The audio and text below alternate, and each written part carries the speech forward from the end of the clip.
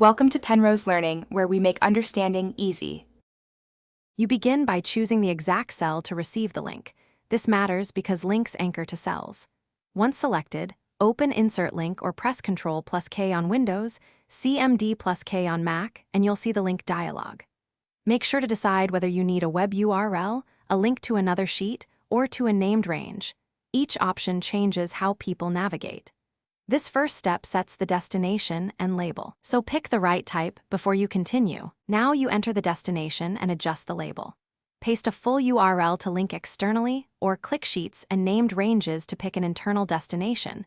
This avoids broken addresses when rows move.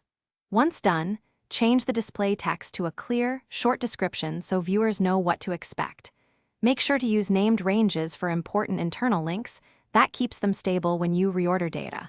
When everything looks right, confirm by clicking Apply. Finish by testing the link. Click the cell, then select the preview to follow it. On some systems, you need Ctrl+Click. If the link fails, check for missing https, / or typos in the named range. Internal links break when the named range is deleted. Once verified, you can copy the linked cell to replicate the link or use Edit Link to change the target. If problems persist, remove the link and recreate it to reset any cached or formatting issues.